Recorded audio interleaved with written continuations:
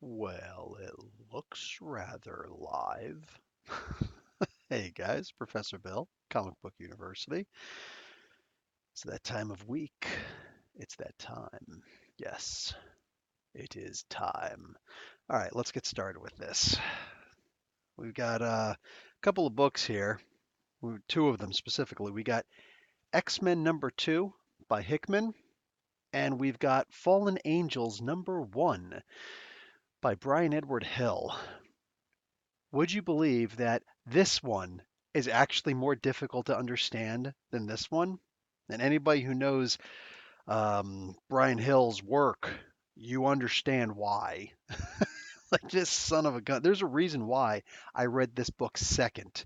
Because I knew that the X-Men book, as difficult as it was going to be, like as much, I don't know, psychosomatic stuff that there was going to happen there, I knew that this was going to blow it away.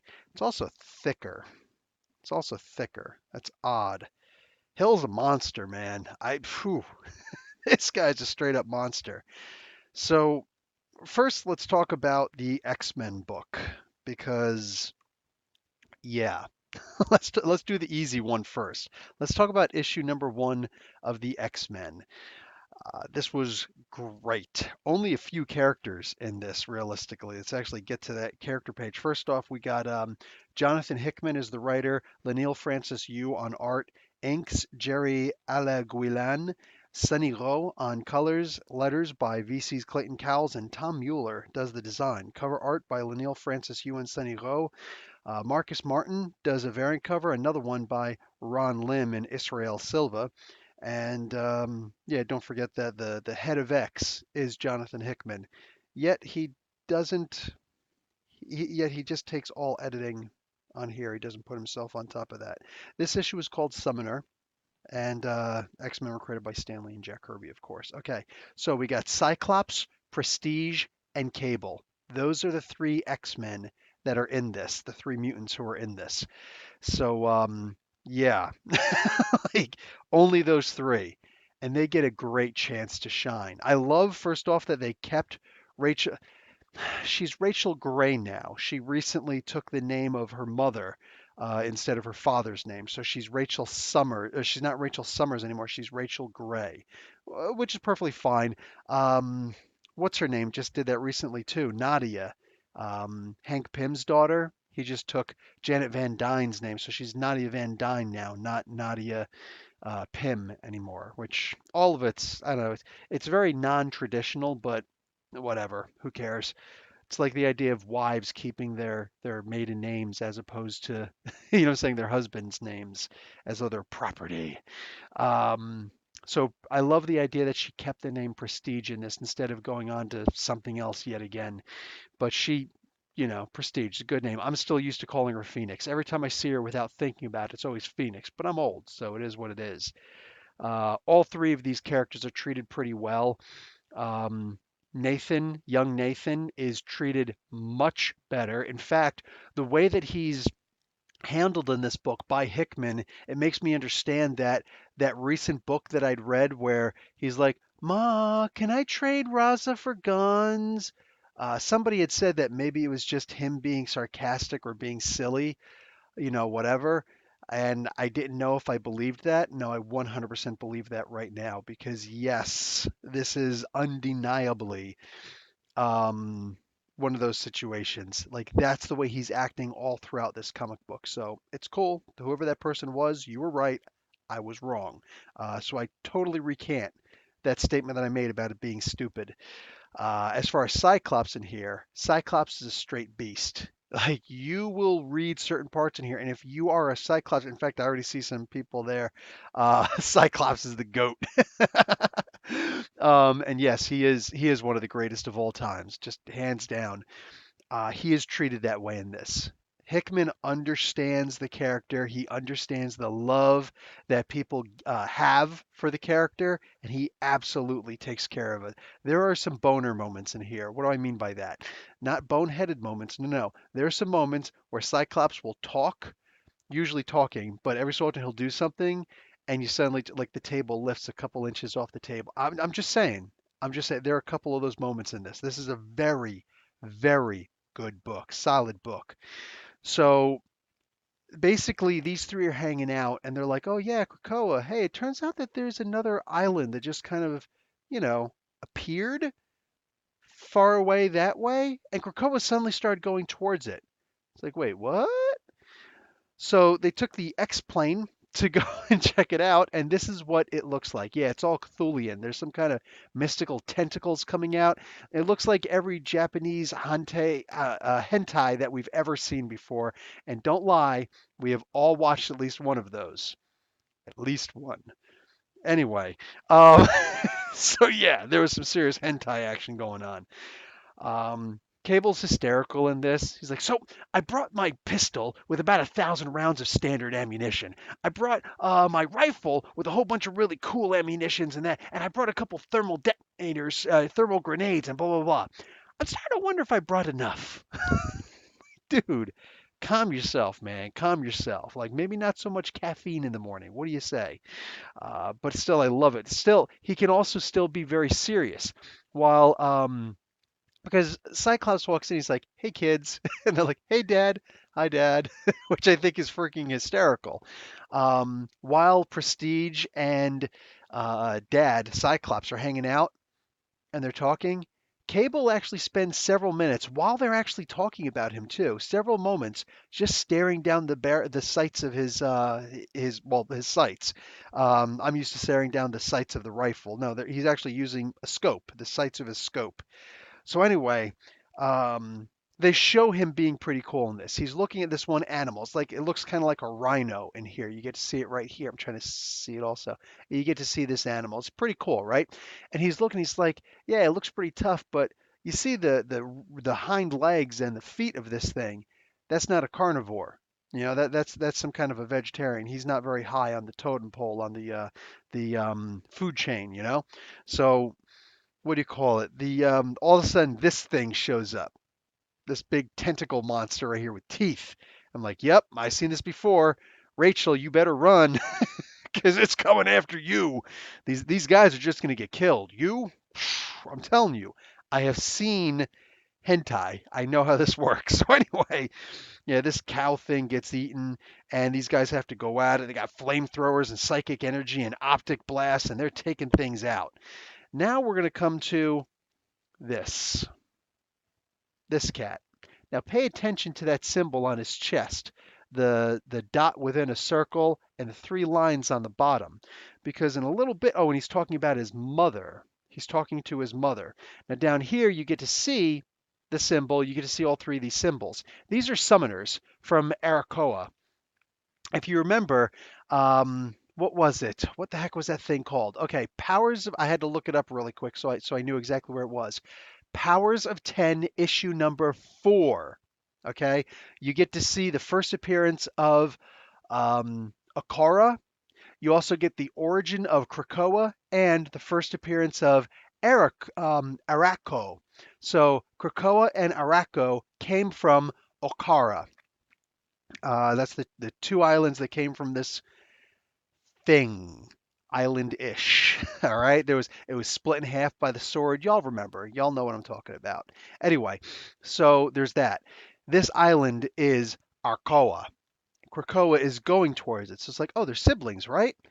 Nah, they planning on getting it on. They knocking some boots. They like, blah, blah, blah, blah. And it's all hentai. It's all hentai from here, and I'm just like, mm-hmm, yep, yep. Do you think we're going to see the original Horseman? Well, remember, this is a spoilers review. So, anyways, these symbols belong to summoners of Arkoa. The one with the one line is a summoner minor. There traditionally there are 600 of them in existence. Right now we're down to 250 of those. They're relatively weak. They're able to summon a single host or a minor daemon, not a demon, a daemon. So a daemon is similar to a demon, but excuse me, different plane of reality, different plane of hell, so to speak. Okay, a summoner adept, same symbol but with two lines. Number, they typically keep them at 30. Currently, there are only 8. They're able to summon a small horde of minor daemons or one major elemental. And then there's the one with the 3. We just saw him in here. He's a high summoner. There's usually three. Right now, there's only one. He's the last one left. Able to summon a horde of elementals and up to three major daemons. Okay, so these guys are going, they're hanging out, they're chilling, they're doing whatever. They just got finished beating this thing. They're riding some of those buffalo animals, and in the distance, they see that cat. They see that dude, the summoner guy. They see him down there, and he's just like, waiting for them to show up. Just show up, and he's trying to talk to them. They don't understand him. He doesn't understand them. Let's make it so you can actually see it. They don't understand him. There's just some talking. There's just some regular old general talking. Hey, what's up? And they don't understand each other. Freaking Cable. Cable walks up. He's like, okay, we can't understand each other, but I've got an idea. Let's do the universal symbol. And he walks up to him and he says, Ba weep, grana weep, ninibong. No, he does not. But if you get what that message is, you and I, we're like this. We're tight. Anyway, so he just comes walking up and whoa, Wilfredo, I thought that was freaking awesome. He walks up and he hands him a gift. We don't get to see what the gift is. Hands him a gift. He's just like, wait, what? What? So he's like, oh, a gift. This is cool. And he clicks the button. It turns out it's a freaking thermal detonator. Blows the damn thing up. All right. And we've seen, well, we know in general what a thermal detonator can do. It scares the hell out of Jabba the Hutt, right? So this thing, it blows up. But the dude is just like, that didn't hurt. But I am kind of pissed off that you tried to destroy me. So they go out with each other. These guys are fighting. Suddenly Cyclops remembers, wait a second, you guys, hold on. Didn't that, when they're about to lose, mind you, hold on. Rachel, didn't you when Cypher went and and by the way, one of the cool things about this comic book is there are many moments in here where it references things that happen in the other comic books. Are they detrimental things where it's like if you didn't read that comic book you don't understand? No. You can just read this comic book and you'll be okay. Same thing with the Fallen Angels book, okay? But mind you, they are both referencing that Professor X was assassinated, was killed. He's dead. Okay? Professor X is dead right now. So, wow. What the frig? Anyway, um, what do you call it? He goes and Cyclops goes and mentions, Rachel, when Cypher went and, before he went off in space on the Starjammer ship, by the way, it's my fault. My bad. My bad. I throw myself at the mercy of the court. Says when he did translate that language, he transferred the language to all of us, but he had that language translated. Weren't you the one who did that? She's like, yeah, what? Oh, yeah. So she transfers the language of Krakoa to the summoner. Now they're able to talk with each other. Hey, why did you try to blow me up, Cable? Let's just say that mistakes were made this day, okay? I thought it was a good moment. I thought it was a very fun moment. I like they're actually treating Kid Cable like a kid. He's not look, Cable is awesome, but he's kind of stuffy, right? This kid version, way cooler. I can get behind this version of Cable. I'm good with this version of Cable. With this book, I am good with this version of Cable. Um, I know, right, Wilfredo? What's up with that? Anyway, so Krakoa and Arkoa get together and they start getting it on. It's all like, oh yeah, baby, you like that, mama? You like? Okay, I forgot this is not a Pornhub video. I'm doing this on regular YouTube, so I got to try and keep this normal. Anyway, um, these two are trying to get it on, and they're actually going to combine, and they become one with each other. They're probably going to make little babies at some point. Now, here's something that's particularly interesting. Um, yeah, they actually go on and Krakoa plus Eric Coral. Oh, what's this? So suddenly we're adding on now. Okay, I get it. I get it. I get it now. We get it. So there's a whole bunch of new landmass there. But suddenly a blue guy shows up. Y'all can see that's Apocalypse there, right? And he comes out and you're thinking, oh, these guys are going to get into a fight, right? Nah. He comes out and he knows him. And he's like, so, you're the kid of one of my children. Which one are you the kid of again? Says, War.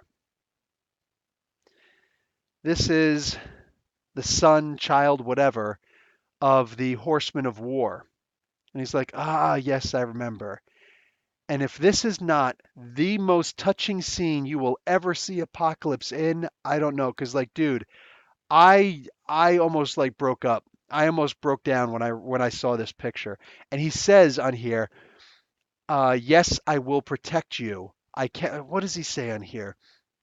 Um, he says, will you save us? Can you save us? He says, I can. I will. For I mean to save all my children, those of Krakoa and those of Arrako.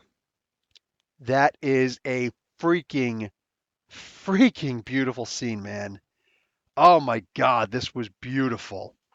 Wow. Oh, finish up with a Citizen commercial there, but no, over here we've actually got the thing. Next is um, this is actually a hard one. This is actually a hard one. I should have probably looked it up first. Horde. That's a C. I think it's Horde. Horde culture. Horde culture.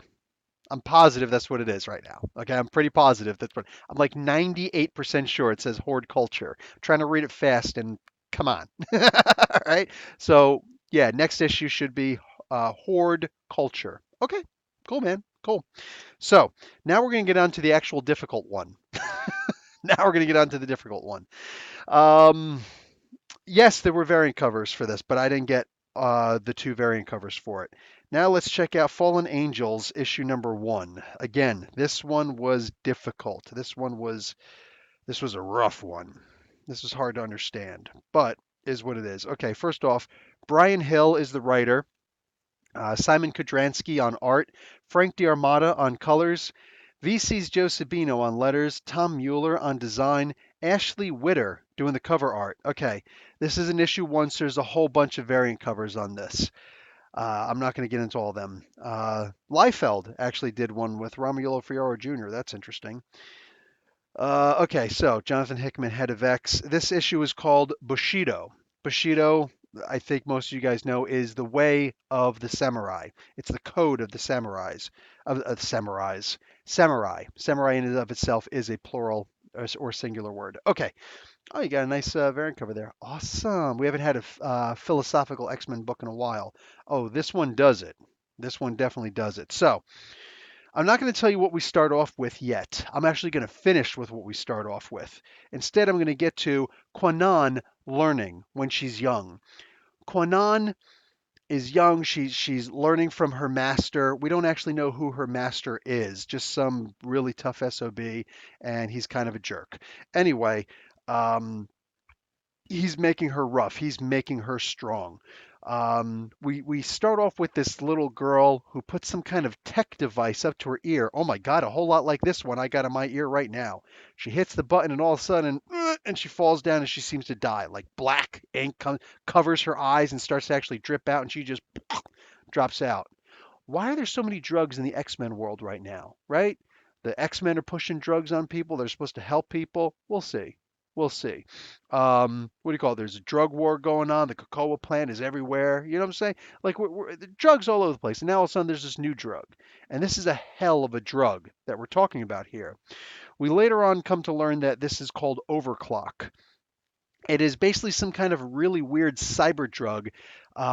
It's all legal tech that people use in order to put this thing together. Right?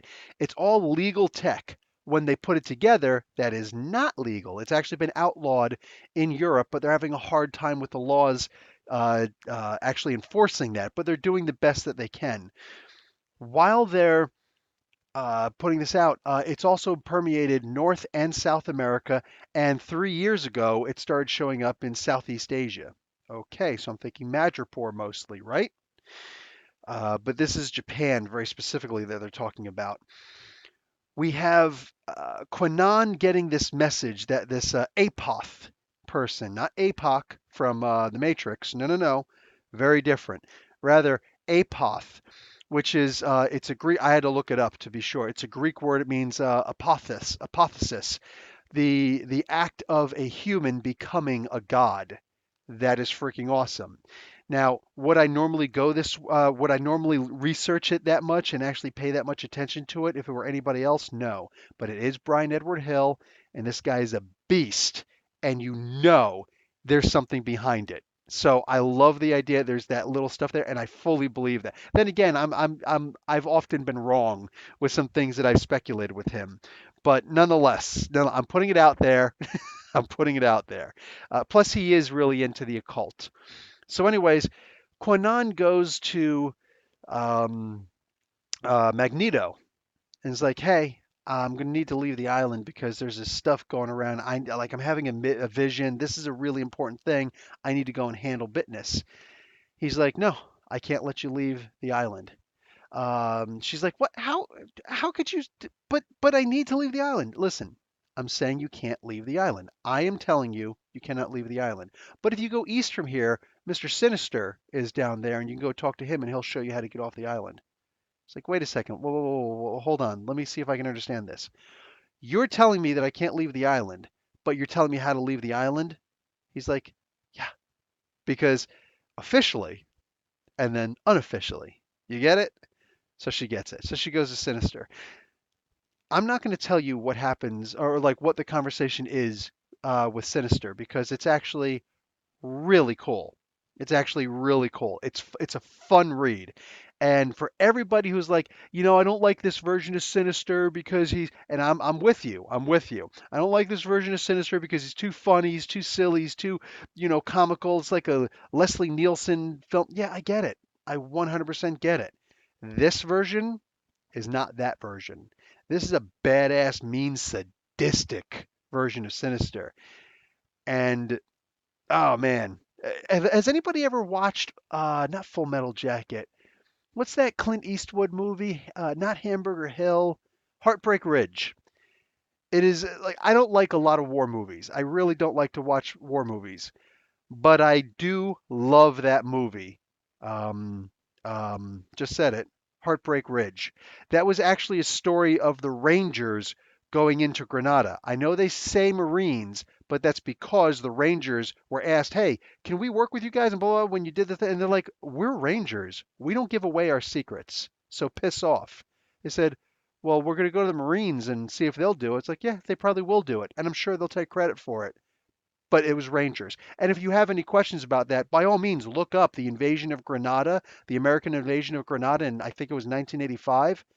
It was U.S. Rangers. Oh, Marines got there much later. They didn't really do much of anything. There wasn't anything left to do. It was the Rangers who rescued those hostages. This is not an insult. This is not a slight on the Marines. They've done more than enough good in the world. But I'm saying that's the history behind this movie. It was actually Rangers. Marines got the credit. Definitely go and check that out. Anyway, so so there's the moment where Sinister says, "Don't bore me," and I'm like, "Oh, that is the most Clint Eastwood line that I know." Say that and "Right turn, Clyde." But like that being said, wow, this was good. This was good. So you can see that she's still got all the powers that Psylocke had. She's actually keeping the name Psylocke. She doesn't want to be called Kwannon. Kwannon is the goddess of mercy. She is called Mercy. It's more of a, like a mercy killing. She doesn't want to be called Kwannon because it's kind of like slavish to her. She wants to be called Psylocke. Betsy can keep that body, but she's keeping the name. Dude, for Brian Hill, if you understand his love for the Japanese culture and the martial arts and his love for the mysticism and things like that, and deep, like he loves the astral plane stories and the deep philosophical stories. Sorry, I whistle. Probably shouldn't have done that. Probably killed a bunch of people's ears. This was amazing. Like this is perfect.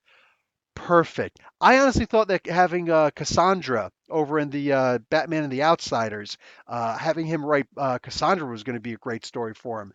Yeah, yeah, yeah. That's really cute and all. No, that having him write Psylocke, that is so perfectly up his alley.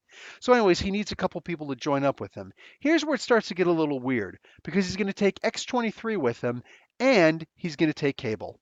Yeah, Kid Cable, who's technically already doing It's weird. Whatever. It's weird that they both came out the same week, but it is what it is. So anyway, yeah, bang, that happens. They're just hanging out. I love her reason. I love Psylocke's reasoning for why she's doing this. Captain Britain, that's Betsy Braddock. Captain Britain walks up to her real quick. Hey, we need to, and Psylocke says, no, we really don't, and she just walks away from her. I like that. Eventually, they're going to have to get together and actually have a conversation. But for now, no, I'm totally cool with this. This is badass. Oh, there's also the moment. Do you guys remember before? What the heck was it called? X-Men Prime. And then they did X-Men Blue and X-Men Gold. Actually, X-Men Gold, then X-Men Blue, and then whatever else they did afterward, like X-Men Red. They did something else also for a little while. Anyway, before they did X-Men Prime, the way that they ended all of that stuff with the Inhumans versus the X-Men, they had this really cool moment. The last issue of one of the many comics, I think it was All New X-Men, I forget what it was, but one of those many X-Men comics that were at the time, the last issue, the final issue was Psylocke versus Magneto, where Psylocke, as Betsy Braddock, killed Magneto. Yeah, go and you can go and check out that review, or if you actually remember the comic book, you know how cool that was. Anyway, definitely go and check that out because wow, that was a good moment, and it was referenced in here. Magneto still holds a little bit of anger, a little bit of a grudge against Psylocke. You know, even though she's really Kwanan now, she holds that grudge still. So anyway, these guys have to leave the island. They find a way to leave the island, and they're going to go and they're going to do what they're going to do.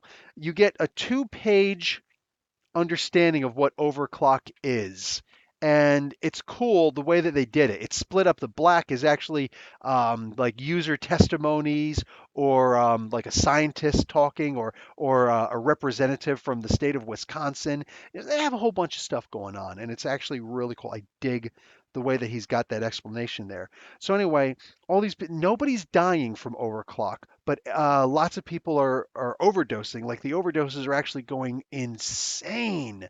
They're just and they just fall out, and it looks like they're dying. The only reason why I know they're not dying is because it said no reported deaths yet. Apoth, for his part, is able to mentally go inside of someone. So, is it a form of possession? Is it a form of telepathy? I don't know what it is that he's doing. Maybe it's something. Maybe he's actually a technology. He's basically some kind of a boogeyman, and he's proven to actually be a real thing in here. Even though Psylocke technically knew, she actually gets the confirmation in this issue also. There's a lot going on in this book, my peeps, a whole lot going on. Anyway, so this is the big deal here. We've got this cyber tech that allows you to go in and get all sorts of messed up in your brain cells. Um, what do you call it? There's also a little story in here where it shows that Psylocke Kwanan had a kid. When she was young, she fell in love with some boy. They killed the boy when they found out about it. I don't know. I don't remember if they actually killed him in front of her or not, but they actually killed the boy. When this happened, when this happened, what do you call it? The what? No, I think a lot of you guys have that mixed up. How Magneto does have a grudge against everybody. No, you guys are mixing up how Magneto came back. He came back in the same issue. Anyway, so th- she had this baby, this little girl, this daughter. They took the baby away from her. They sent the baby out like for adoption or whatever to do stuff, whatever, and the only way that she'll ever have the chance, like they wanted her to have that pain, like here's this pain that we caused you. We took your daughter, we killed your lover, you know what I'm saying, we got rid of your daughter, all right, and you're going to use this pain every time that you have to get through something that may seem worse. This is always going to be worse for you, so this will get you through whatever you've got to get through and help you to keep your mind on whatever mission we give you. They said, one day, maybe, if the fates determine, you'll be able to find your daughter again. The only thing that we'll tell you is that we put the image of a butterfly, a tattoo of a butterfly on the back of her neck. Remember I told you in the beginning there was the little girl who overdosed? What's that on the back of this little girl's neck? The mystery thickens. She's this little girl that's connected to Apoth. Oh man, I love this stuff. I live for this stuff, man. This is just flat out badass. That's what this is. Anyway, guys, these were incredible books. I saw briefly somebody asked which one did I like. Actually, I think it was Dylan asked me which one do I like best. That's a hard one, man. That's a hard one. If you remember the interview that I did with Brian Hill, he talked about how he was actually trying to. He asked Hickman, said, "Hey, man, we should do a book together one of these days." Well, this is it. This is it. So these two brilliant minds coming together, these two cerebral minds coming together and doing this, it's freaking awesome. I love that there are hints, especially in the X-Men book, but also in here, there are hints and eggs about, the stuff that's happening in the other books. But again, you don't need to read any of the other books necessarily. It talks about, oh, in both of the books, oh, Professor X, he got assassinated. That's terrible, right? Okay, they already told you that he got assassinated. So technically, it gives you more information than X-Force issue number one gave you, which actually led us to know that he was assassinated. So this this is freaking amazing, freaking amazing, absolutely beautiful. Um, anyway, yeah. So that's pretty much it. Martin P, you're going to be gone for a while. Oh, are you? I saw somebody saying they were going to join the military pretty soon. Is that you? I wish I could talk you out of it.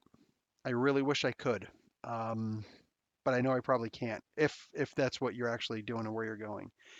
Fallen Angels isn't going to be a team book. I think it is going to be a team book. I'm not sure, but it's mostly going to be because it is Fallen Angels plural.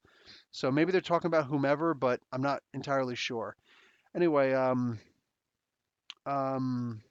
oh, Xavier. Xavier's joining the military? I know, I'm just messing with you. Oh yeah, Xavier's going to be gone for a while. Absolutely. Um, so X-Force, X-Men, Excalibur, Fallen Angels look like main pulls right now.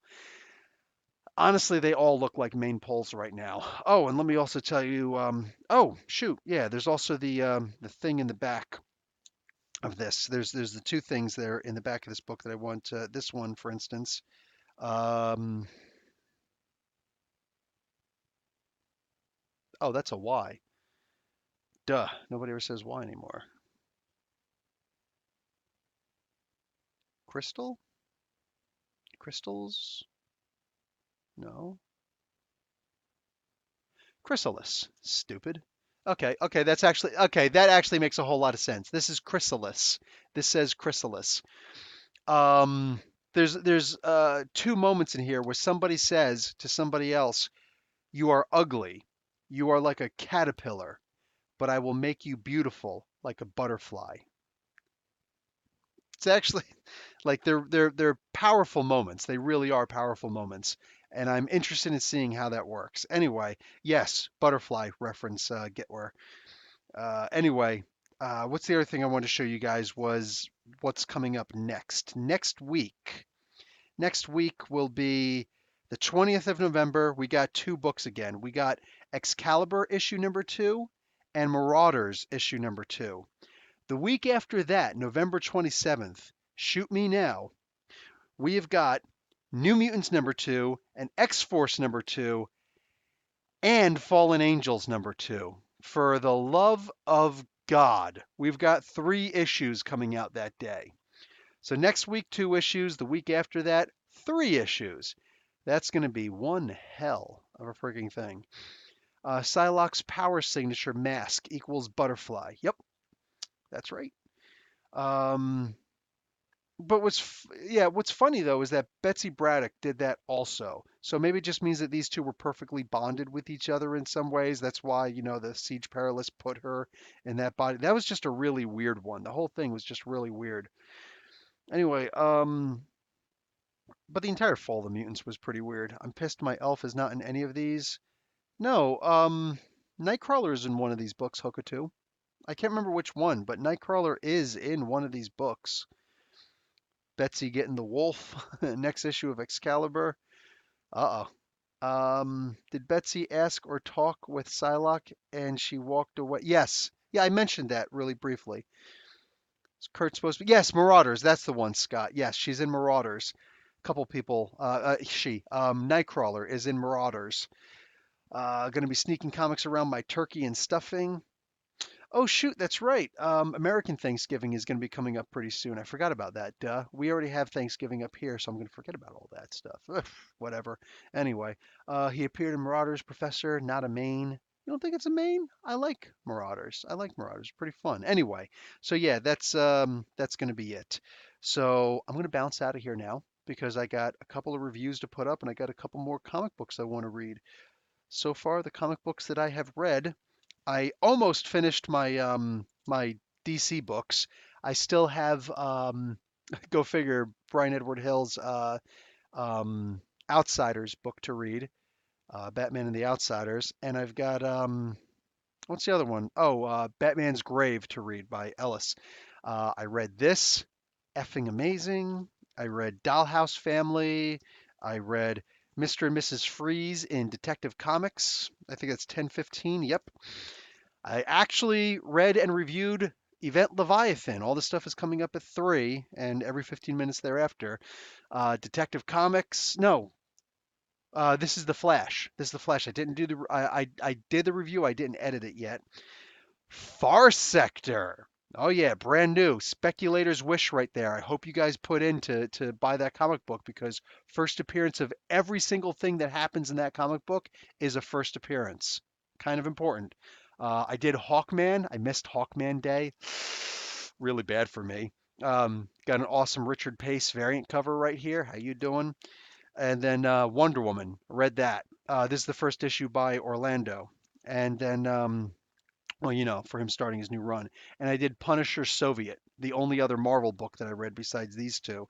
So I've got a couple other Marvel books I got to read pretty soon. In fact, the next two on my list are right here. Morbius the Living Vampire and Guardians of the Galaxy. I'm going to try and get to these before I fall asleep because I am freaking exhausted. So anyway, yeah, I'll talk to you guys later. I'm getting Far Sector. Also, why was Wolverine living in the summer house? I'm still confused. Because you know what? Wolverine's in it with what's her name? His girl Jean. You know what I'm saying? Red. One quick question: is this setting up Professor X getting resurrected in a corrupted form? That would be funny. Do you think that's where this title is going? I don't see that at all, Scott. It doesn't mean I'm right. It doesn't mean that it's not the case. I just don't see it. Screw Event Leviathan. Anyway, Canadian Thanksgiving celebrates Leif Erikson. That would actually be funny if that were true, but it's not. Anyway, guys, so I will talk to you all later. Professor Bill, Comic Book University, thanks for coming out. Class dismissed.